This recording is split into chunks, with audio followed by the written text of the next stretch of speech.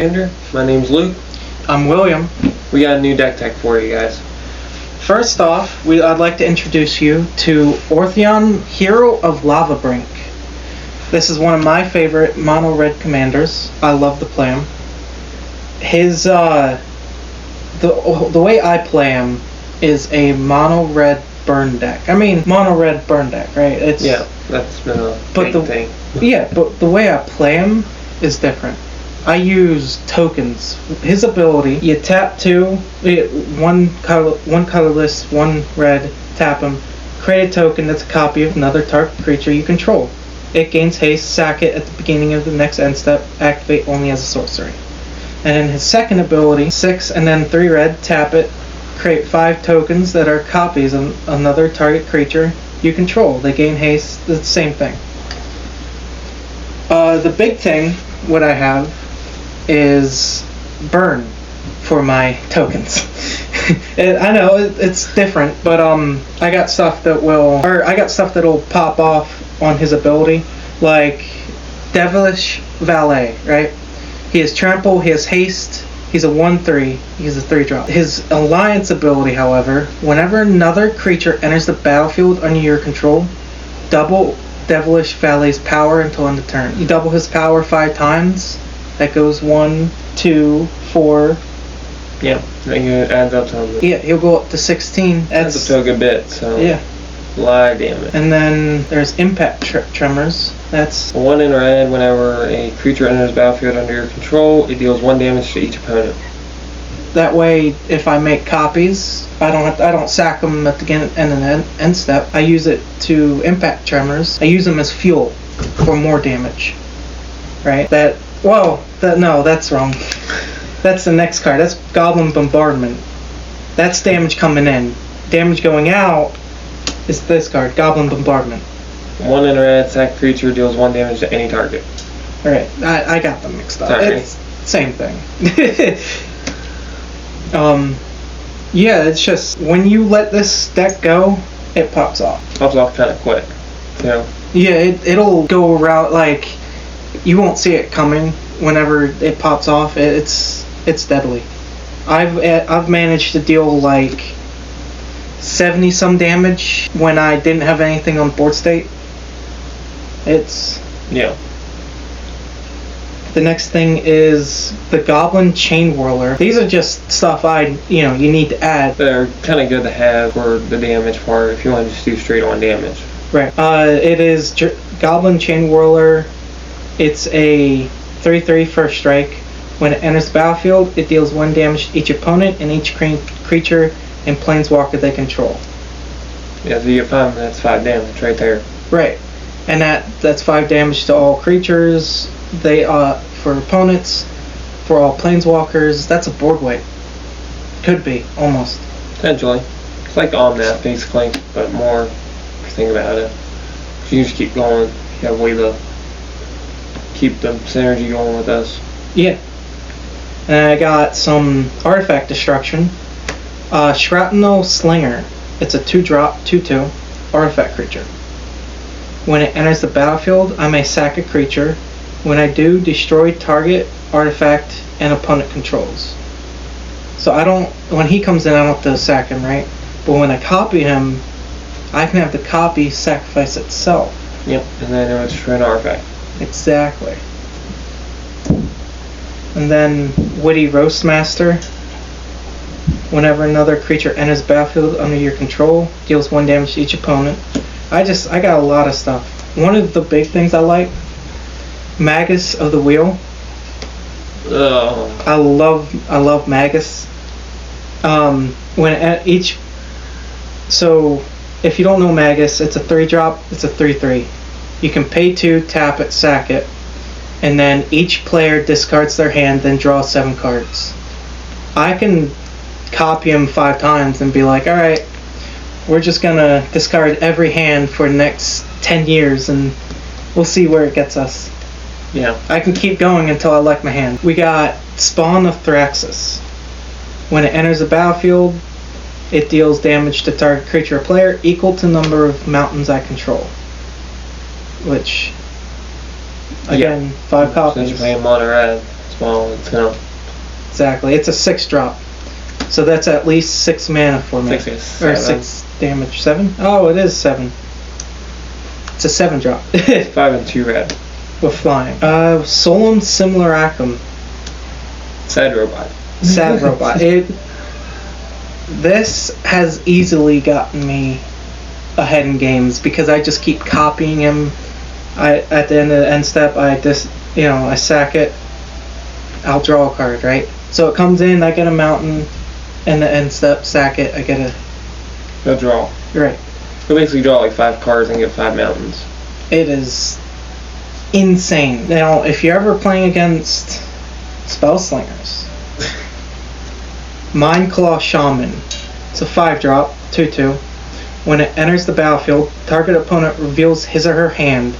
You may cast an instant or sorcery card from their player's hand without paying its mana cost. You start playing or opponent's if someone hands. tutors a certain card like a board wipe or something.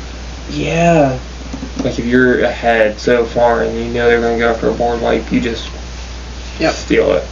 You steal their board wipe. That is... I never thought about that. Now here's one of a card I love, my opponents hate. Wormcoil Engine. 6-drop with Death Touch and Lifelink, and when it dies you make a 3/3 colorless worm artifact creature token and a with Death Touch, and then a 3/3 one with Lifelink. So the tokens I make still have that ability. Yep. I make tokens, a lot of them, with Wormcoil Engine, and it is almost impossible to get rid of. Well, you make like 10 tokens for just 5 of them dying. Exactly. So that's some of the cards I'd love in this deck.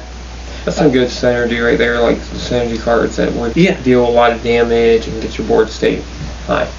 Oh yeah. That is the synergy. I got, of course, it's mono red, so I got burn spells like lightning bolt. Obviously, you gotta have lightning bolt. 1 drop, deal 3 damage to any target, I think. Yeah, target creature or player. It's a staple, obviously. Yep. A braid. It's a 2-drop, deal 3 damage to any target or target creature, or you can destroy target artifact. Again, Just removal. removal. Yep. I got Mizium Mortars, 2-drop, deals 4 damage to target creature you don't control. You can overload it For what? for 6, 3 red and 3 any, and it basically 4 damage to every creature you don't control. That's a lot of damage. It is. And I got Vandal Blast, which is basically same thing for artifacts. Well, they destroy them, so. Yeah, destroy artifacts. And the overload is 5. Vandal Blast is a 1-drop. And then I got Blasphemous Act, which is a... Technically a 9-drop, but depending on the amount of creatures on the field, it can become a 1-drop. Yeah. It just deals 13 damage to each creature. That's your board wipe. It's my board wipe. Something else about mono red, they don't really have any board actual destruction. It's more damage. Mm-hmm. Of course, you never expect mono red to have anything but destruction, right? Except I went searching for some counter spells in red. I know, it's insane, but mono red has counter spells. Let's say red elemental blast. Counter a blue spell being cast or destroy a blue card in play. It's an old card. You destroy a blue permanent. Yeah, it's insane. There's so many counter spells. Yeah. We got, let's say, Chef's Kiss. I like this one too. Gain control of target spell that targets only a single permanent or player. Copy it, then reselect the targets at random for the spell and the copy. The new targets can't be you or permanents you control. So let's say somebody is... Lightning bolting or something like that. Yeah, or even Swords to Plowshare. One of your creatures. Mm-hmm. It just... You get a copy of it and you change targets. Then you got...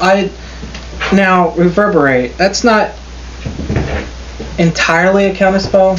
I'm thinking more of somebody counters your stuff, Yeah, I mean, you reverberate it, counter the counter. or if you want to do something, then like play, what is it, like, if you want a spell to go off and he's trying to counter it, you can play lightning bolt, reverberate, and it'll counter the, you actually choose the target for the reverberate itself Yeah. to be countered instead. Then you got Tybalt's Trickery. It's a 2-drop, instant. Counter target spell. Choose 1, 2, or 3 at random. Its controller mills that many cards, then exile cards from the top of their library until they exile a non-land card with a different name than that spell. They may cast that card without paying its mana cost. Then they may put the exile card on the bottom of their library in a random order. It's a long text. Then you got Wild Ricochet. It's a 4-drop. You may choose new targets for a target, instant, or sorcery spell, then copy that spell. You may choose new targets. So that's something I never knew that Red had until until I made this deck. Yeah. So that's. What do you think of Red having counter spells? It's different. Alright, let's go to the staples of this deck. So we got stuff like City on Fire. Pay 5 and 3 red, and then it has Convoke, so you can have creatures pay for it. If source you control would deal damage to a permanent or player, it triples. Yep. And then we got Sulfum Mayhem Dominus. It basically almost does the same thing. If a source you control would deal non-combat damage to a player or a permanent and an opponent controls, it deals double that damage to that player permanent instead.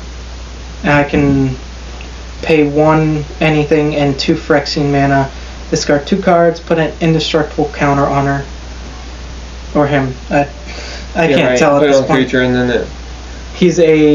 They are a 4-drop, 2 anything, 2 red. Be an indestructible, so then just consider her for a while. Right. So that's double damage there. Now, the side note is if you have both out, the target of the whatever it is, the controller of that, or the player gets to choose. Yes. The way it orders, so. Then we got Torbran, Thane of Redfell. He's a 4-drop, 1 anything, 3 red. He's a 2/4 dwarf noble. If a red source you control would deal damage to an opponent or permanent and to an opponent or a permanent and opponent controls, it deals that much damage plus 2 instead. So let's say you have Goblin Bombardment out. Instead of 1 damage, you're doing 3. 2. Yeah, so it'd be 3, yeah. So you're doing lightning bolts instead. And then there's Pentahamacon. I don't know how to say it. It's amazing. 4-drop artifact. If an artifact or creature entering the battlefield causes a triggered ability of an permanent you control to trigger, that ability triggers an additional time. It basically enter the battlefield triggers happen twice. Yeah, works really well with your commander. Oh yeah. And then we got. I have 2 big combos in my deck. I love. There is Leyline Tyrant. He's a 4-drop, 4/4 dragon. He's flying, but the big thing I like about him, you don't lose unspent red mana as steps and phases end. And when it dies, you may pay any amount of red. When you do, it deals that much damage to any target. Yeah, so you just have to float in constantly. Exactly. And then pair that with Braid of Fire. It's a 2-drop enchantment. A cumulative upkeep. Add a red to your mana. My next combo is Umbra Mantle. It's a 3-drop artifact. Creature has pay 3, untap it. This creature gets +2/+2 until end turn, and it has equip 0. The big thing is you pay 3 to untap your creature. It means if I get enough mana, I can keep tapping my commander. Yep. And then pair it with Astushi, the Blazing Sky. It's a 4-drop, 2 anything, 2 red, legendary creature, dragon spirit. Has flying trample, and when a Tushi, the Blazing Sky, dies, choose 1. I can either exile top 2 cards in my library until end of turn. Until end of my next turn, I may play those cards. Or I can make 3 treasure tokens. This only works if I have 9 mana, so I can use his ability. What I do is I equip Umbra Mantle onto him on my commander. I tap 9 mana, make 5 copies of the Blazing Sky. They're legendary, so I have to sack them, but that's fine. I sack them, they die. I choose all 5 of them, make 3 treasure tokens. So I make 15 treasure. I use 3 of it to untap my commander. 9 left, I tap it to make 5 more, and it goes infinite. I make 3 treasure every time. Yep. That is my infinite. And if I wanted to, I can exile top 2 cards in my library. Yeah, and play them. And I can play them. So that's my deck. And then the rest of it has different stuff like, Koth, fire resistance. This Koth helps me get basic lands. He's a planeswalker. Search my library for basic mountain. Reveal it, put in my hand. Right. The rest of it doesn't matter for me. That's the big thing I want out of him. Because I seem to get mana screwed in our games for some reason. I got other stuff like Sky Scanner. It's a 3-drop, 1/1. When it enters the battlefield, draw a card. I make 5 copies. I'm drawing 5 cards. Some little draw engines and stuff. Yeah, it's a lot of draw engines. A lot of comes into play, destroy something or deal damage. A lot of enter battlefield triggers. Yeah, it's basically everything is battlefield. I mean, that's basically it. I found something out though. Great about this deck. Heartless Hitsugugu. How do I say that? It's a legendary creature. It's a 5-drop. I can tap it, and then this creature deals damage to each player equal to half that player's total life, rounded down. And if I pair that with, let's say, I don't know, City on Fire, those 2 cards alone, because this is dealing damage, those 2 kills everyone, including yourself, and it ties the game. He's tried this multiple times. I have. I've never gotten it off because I've either didn't have the 2 cards or they got countered. So, but if I can get it one day, I'll be happy. So that is my mono red deck. What do you think? Yeah, I mean that's got a lot of synergy with it. Gets out kind of quick, so it really starts popping off. Yeah, I'm happy about it. I'm glad I made it. Usually don't go with mono red. You don't go with any mono color. I have 1 mono white. Well, yeah, but that's because I wanted to make Voltron. But yeah, that is my mono red deck. Hero of Lavabrink. Cool. Hope you guys enjoyed the video. Again, comment down below if you want to see any more deck techs. What maybe even suggestion or what we should play next time. Yeah. Maybe there's a type of Magic game. Like there's a the Tower, it's called, I believe. You get like 200, 300, 400 cards, and then you all draw from the same deck. If we do one of those, that's gonna take a while, but yeah, I think it'd be fun. Let us know. We do have one coming up. Hopefully, whenever we get around to it, is depending on how our scheduling goes with certain people, is a new format that we will be talking about really soon that my brother has made. Oh yeah. So I'm excited about that. About probably another month or 2, roughly around that time, that video will be aired, and it's going to be a really good video to check out. He's going to go through it. It is called Lieutenant and Commander. He made this format before Ikoria came out, with their campaign, or with the one where you put it on the side. But anyhow, yeah, we will talk about that. And again, if you want to see any deck techs, the shorts, any combos, you want to see us play anything, yeah, if you want to see us play anything, we may just pull up a vote system and you can tell us like what decks or what colors or. Let's say what commander you want us to play. We will try our best. The only thing is, we're not gonna go crazy over this. Like they're gonna be budget decks because it's what we do. So overall, yeah. Like I said, let us know, comments. So give us a like, subscribe. I'll see you on the next video.